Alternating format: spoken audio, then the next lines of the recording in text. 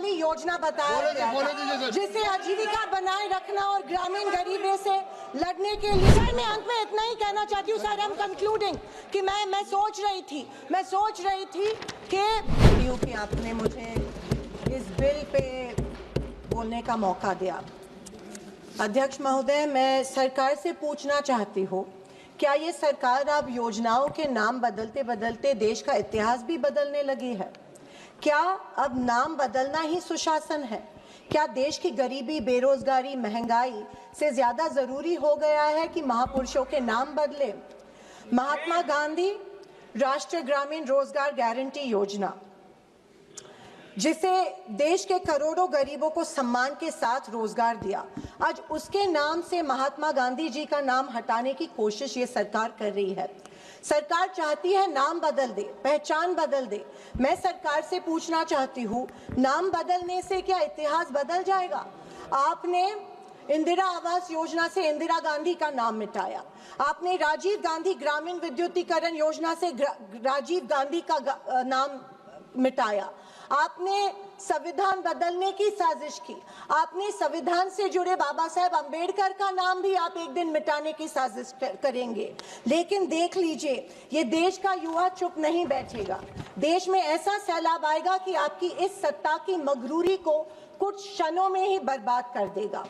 महात्मा गांधी जी अध्यक्ष महोदय, जिन्होंने देश के लिए गोली खाई, जिन्होंने लाठी खाई, जेल खाई, नंगे पांव आजादी की लड़ाई लड़ाई, आज उनका ही नाम इस सरकार के लिए एक बोझ लगने लगा है। अध्यक्ष महोदय, लेकिन सुन लीजिए, ये देश किसी पार्टी का नहीं है, किसी सरकार का नहीं है, ये देश शहीदों का देश है और शहीदों का नाम सरकारें नहीं मिटा सकती है। महात्मा गांधी, पंडित नेहरू, इंदिरा गांधी, राजीव गांधी, डॉक्टर अंबेडकर जी, ये केवल नाम नहीं है, देश की आत्मा है, ये हमारी आत्मा है। अध्यक्ष महोदय, जब नाश मनुष्य पर छाता है, पहले विवेक मर जाता है। अध्यक्ष महोदय, पीएम मोदी जी ने एक बार इसी सदन में मनरेगा को बदनाम करते हुए इसे गड्ढे खोदने वाली योजना बताया गया था, जिसे आजीविका बनाए रखना और ग्रामीण गरीबी से लड़ने के लिए बनाए गए इस ऐतिहासिक अधिकार आधारित योजना और कानून के महत्व के बारे में इनकी सीमित सोच जो है वो पता चलती है। अध्यक्ष महोदय, गरीबों के खिलाफ मोदी सरकार ने बजट में कटौती की। ये योजना 1 लाख करोड़ योजना की योजना थी, आज से 86,000 करोड़ रुपए पे लाई है। अध्यक्ष महोदय, मैं अभिमान के साथ कहना चाहती हूँ कि इस योजना का जन्म महाराष्ट्र में हुआ। नरेगा योजना, एम्प्लॉयमेंट गारंटी स्कीम के नाम से ये जानी जाती है महाराष्ट्र में। कोविड में इसी योजना ने किसानों को की रीढ़ की हड्डी बनके किसानों को आधार दिया। इस कानून ने महाराष्ट्र मॉडल को पूरे देश में लागू किया और ग्रामीण परिवारों को 100 दिनों की मजदूरी दी। लेकिन आज सर स्टेट्स को 60-40 प्रोपोर्शन में ये रेशियो दे रहे हैं। सर इसका मतलब ये है कि जहाँ पे इनकी सरकार है, ये तय करेगी कि योजना कब लागू होगी, कितने दिन लागू होने वाली है और कितने इलाकों में लागू होने वाली है।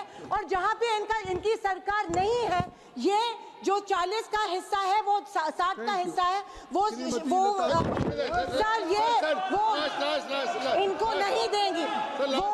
धन्यवाद महोदय। सर ये चाहते हैं कि बिना काम के अपना नाम करना चाहते हैं, ये बुनियाद के बिना इमारत बनाना चाहते हैं। सर मैं अंत में इतना ही कहना चाहती हूँ सर, हम कंक्लूडिंग कि मैं सोच रही थी कि गांधी जी का नाम इस योजना के साथ नहीं जुड़ रहे हैं। अच्छा हो रहा है, क्योंकि गांधी जी का नाम कमजोर योजना के साथ नहीं जुड़ा जा सकता है। गांधी जी मजबूती के प्रतीक है और समर्थन करो।